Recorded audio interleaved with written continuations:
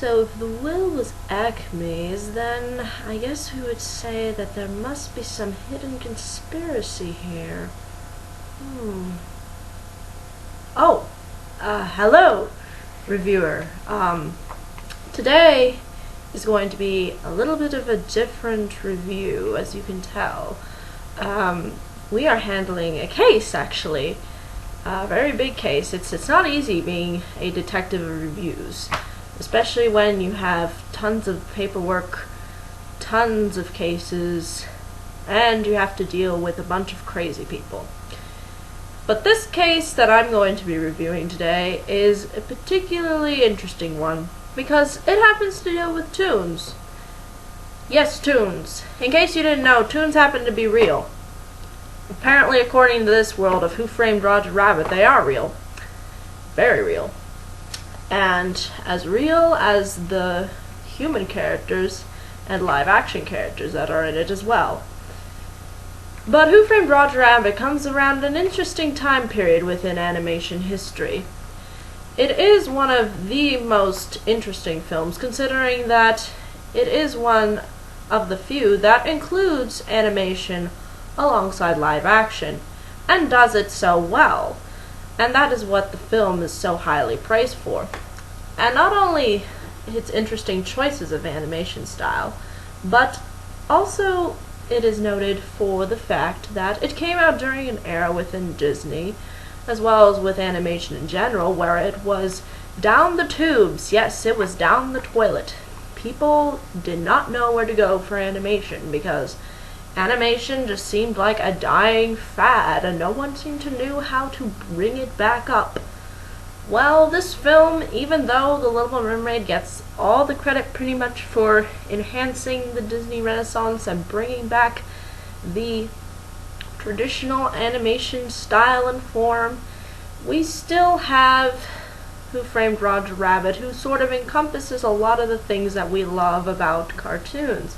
At least that all moviegoers and animation lovers love about cartoons, because they include such iconic figures as Mickey and Bugs Bunny and a lot of Looney Tunes, and a lot of other characters that you normally don't see, like Roger Rabbit, for instance, who is one of the main characters of this particular case, and also Jessica Rabbit, who happens to be one of the most sexiest animated women according to a lot of men, probably the majority of them, especially for the one scene that she has in the film, where she is basically prancing around and looking all pretty. But who can blame her? She's Roger Rabbit's wife. What can you say?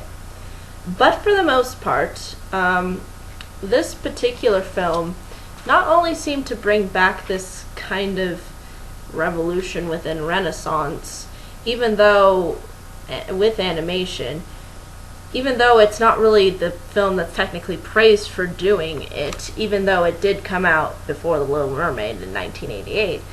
But for the most part, Who Framed Roger Rabbit is still a really well done and a mostly critically and audience praised film.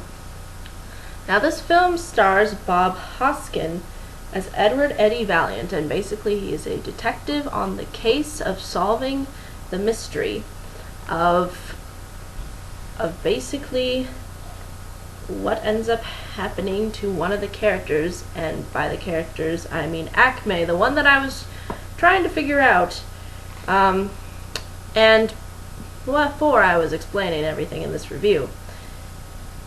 But essentially, what you have to understand about Who Framed Roger Rabbit is that this detective, Eddie Valiant, is trying to solve the case of who killed Acme, who is the leader of Acme Corp, or CEO of Acme Corp, or basically the owner, and also the owner of Toontown. Now, Toontown, you have to understand, within this world of animation and live action, is that these worlds exist together but yet separate at the same time. There's Toontown, where all of the toons live, and where all the cartoon figures of our imaginations and childhoods and nostalgias reside. And then there's the real world, the world of reality, the world of live action and of the regular and traditional form of filmmaking. Now, for the most part, what you have to understand is that Edward's character in particular, the Edward character in particular, being the main character of this case, does not like Toons in particular because his brother, I believe his name's Teddy, got murdered by a Toon, which I think is fairly understandable considering that Toons in this movie are particularly kind of nuts. They do sort of emphasize this whole point of Toons being just out of the box crazy. They're not a lot like the Disney cartoons. They're kind of wild and out there. They're more like Looney Tunes in a way, even though they do have Disney characters in the movie. It does seem that they seem to focus on the side of the craziness of cartoons and how cartoons are such a branch away from reality, which is rather interesting to say the least, because it seems like not a lot of films really do branch this whole gap between reality and fantasy, especially when it comes to incorporating cartoons within a film. But what you also have to understand about this case is basically Charles Fleischer, the voice of Roger Rabbit, is also important to this case because he is accused of murdering Acme, basically. And it's sort of made clear to by Roger's character, sort of, that he's not really the one to go off and murder somebody, but there is a motivation displayed there, as you will see towards the beginning of the film, when Roger Rabbit's wife, Jessica Rabbit, is caught patty caking with Acme, the man who gets murdered. So it is obviously implied that Roger did this for revenge, even though Roger claims in the film that he is not responsible. So there's that. And also, since Acme is such an important figure to Toontown, and he basically owns the entire place, as well as Acme Corp, there has to be a will distributed to the public in order for Acme Corp as well as Toontown to sort of be claimed by somebody. Yes, Acme needs to have a will. And the problem is that they can't find this will. None of the main characters can find this will or figure out where exactly he placed this will. And so basically it's up to Valiant to sort of figure out how they can make sure that Toontown as well as Acme Corp are safe, because they are under the threat of Christopher Lloyd's character, who is the villain in this case, called Judge Doom. And basically his entire objective is to take over Toontown, and the whole idea was that Cloverleaf would basically buy Acme Corp as well as Toontown if a will could not be found. And so basically that is really the whole gist of what you really need to understand about this particular case. Why? Well, because for the most part, if I were to reveal any more, that would be giving away too much of the plot. Now, what you need to understand about characters is that I believe Eddie Valiant's character to be one of the most interesting of the bunch, especially since he has sort of a conflict with a Toon, and also by the fact that he does seem to really be passionate about his job and about what he does, even though there have been circumstances that have led him to sort of be more downtrodden, and you'll see how he has flaws, especially when it comes to the booze. But for the most part, a fairly likable main protagonist we have here. Now, Roger Rabbit I found to be a little bit, I don't want to say he's the next Jar Jar Binks. No, he's not the next Jar Jar Binks. But he can be annoying at times for me. Now, for some people, they may find him totally fine and not have any issues with him, but I found him sometimes at some points just too over the top. But I can understand that that's part of his character, especially considering that he's a toon. Whereas with Jar Jar Binks, it kind of didn't make sense why his character needed to be so crazy. But I think Roger's craziness is justifiable, and also Roger, even though he has these fairly annoying character traits, he still has some traits that are fairly relatable, I think, to even us humans, even though he is a cartoon rabbit, for the most part. And Jessica Rabbit is also fairly likable, considering the fact that she has such an amazing sex appeal, according to lots and lots of people. And she has a very pretty dress that she wears all the time. Seriously, do they ever change clothes? No, I guess not. But for the most part, you will see how her character ultimately plays a role as well in this sort of case, especially considering the fact that she was caught patty caking Mr. Ackman. You'll figure out what patty caking is if you watch the film.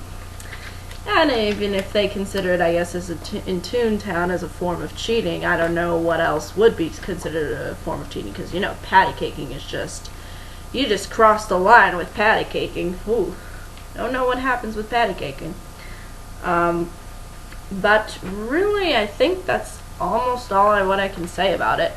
For the most part, it was released by Touchstone Pictures, and also directed by Robert Zemeckis, so obviously this film is highly regarded among the movie-going community, but it is not a Disney film technically per se. It wasn't even on the Wikipedia list of Disney animated films, and the interesting thing is that it is actually sort of based off of an original source material. However, since this is not a Disney animated film, I've decided not to really pursue this fully, and there's actually already somebody who's already fully fleshed out and fully explained the differences and sort of the similarities between the novel as well as the Who Framed Roger Rabbit movie. But really, this is all you need to know really going into this case. I mean, you know, if you're open to laughs, which is really what this movie is intended to do, if you're into cartoons, if you're into the whole pizzazzy world of combining cartoons with live action, if you don't mind that whole creative idea, if you like to see mystery, if you like to figure out what ends up happening and sort of solve the case and go with Eddie Valiant on this magical quest, then this case will appeal to you fairly greatly. However, if anything from what I've sound does not sound fairly appealing, then it's probably not going to be your cup of tea. Again, I think the only complaint I can really say of this film is the certain characteristics of Roger Rabbit. Yes, I did not find him to be the most likable character, but at the same time I still found qualities that I could admire and appreciate from him, even though he did seem to have some annoying parts in the film that I thought weren't really necessary and didn't really move the plot forward, and all it was trying to do was get laughs, and it didn't really make me laugh so much. But the relationships that the characters develop between each other, especially between Valiant, Roger Rabbit, and everyone basically that surrounds Eddie Valiant, is fairly well done and well executed, and it's also well acted, especially considering the fact that Eddie Valiant has to basically stare at, you know, things that aren't really there, which is basically for the most part the entire film, because cartoons are in the majority of this film. And there's a lot of cameos, again, like I've said earlier, with Mickey and Bugs Bunny. You also see Snow White and the Seven Dwarfs at one point. You basically see a ton of cartoons that you're all too familiar with, but it's just all cameos, so don't expect them to play a role in the film. A lot of the cartoons are really just background, but it's kind of just interesting to see these worlds sort of connect, and I think there's a lot to be learned about this case. Because, you know, no crime goes really unpunished unless you try to solve it, and if this is a case you feel like you'd like to open and discover and enjoy and treasure, then this movie is really for you. If anything from what I've said, though, does not sound fairly interesting or appealing, then you probably won't find much enjoyment out of it. And if you can kind of take the idea of cartoons and kind of let go of the fact of how funky at times the film can be, especially with its villain, Judge Doom, who is a little kooky, as well as a lot of the other cartoons within this film, then I think you'll find some enjoyment of it. If you can escape the rational world and sort of combine it with the comedy of cartoons, then you will do fine. If not, then this isn't the case for you, unfortunately. But I really think that is all I can say about this case.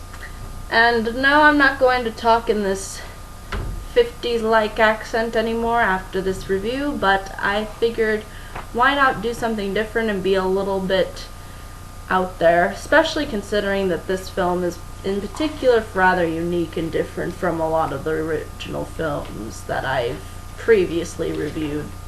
So I think that's really all I can say, but if you got any questions, comments, concerns, feel free to ask. I know that this is sometimes, my reviews can be a little confusing at points, and I think last night's Little Mermaid one was just so hard to get through, so sometimes you just gotta keep moving forward, and that's what I'm doing. And yeah, I think this is definitely a film that I would recommend to whoever is interested. But I think that's really all I can say about Roger Rabbit. It's an interesting and productive film that really creates this really unique atmosphere that a lot of films don't really offer. So that's, I think, really all I can say. But regardless, I hope you all have a wonderful day, month, year, week, and I will see you all tomorrow. Bye-bye, folks.